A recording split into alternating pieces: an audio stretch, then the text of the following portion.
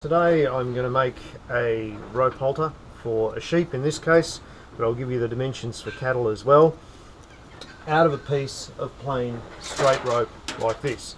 The first thing I've done is I've gone and cut the piece of rope into a 6-foot length and I've burnt off the ends.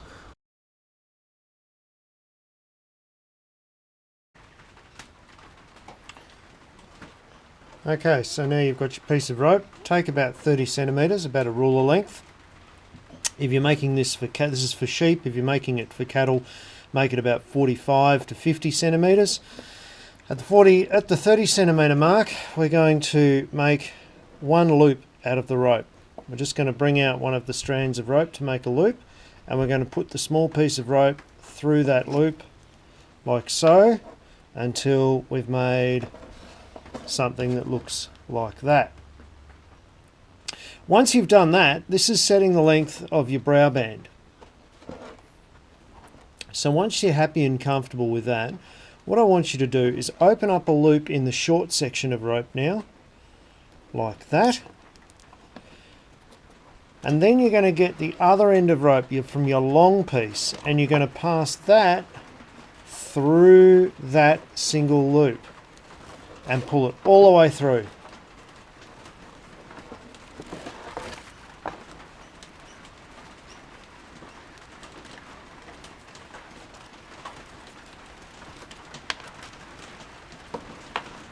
Until you have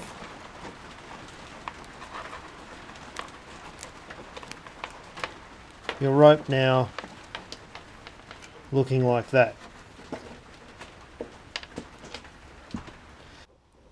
Okay, so now we're going to continue to work on our working end of the rope. You'll notice that I've burned it off really well and that I've got a pair of gloves and I've smoothed it round in the same direction as the rope as much as possible, pushed down the end a bit and made it really solid. That's really important because that's actually going to give strength to the structure of this when we're finished. Now what we're going to do is just untwist the rope so you can see a couple of loops come undone.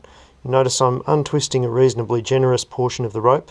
Then when I push it together, you'll see that these loops in the rope actually want to curl in on themselves. That's exactly what we want to happen. So let's do that, and they'll twist around, and then we line the three of them up so that you can see that there's a hole we can push the rope through. What we're now going to do is we're going to get our standing end of the rope, the other end, and we're going to feed that through the three loops like this. This is making the other side of the harness. This goes down on the other cheek. Okay, so the rope goes through there. We pull it all the way through.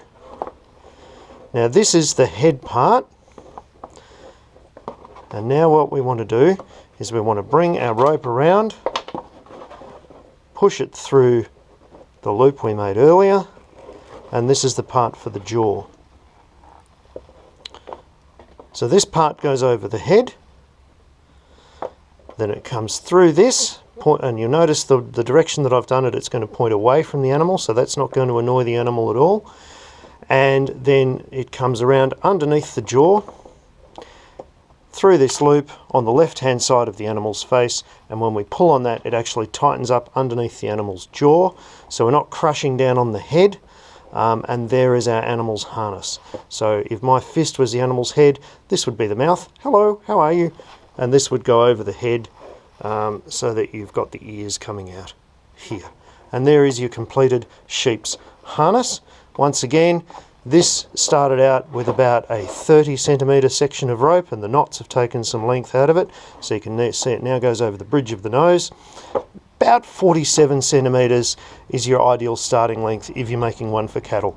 I hope that this has been helpful, and I hope you enjoy making your own and save a few dollars on buying a professionally made one.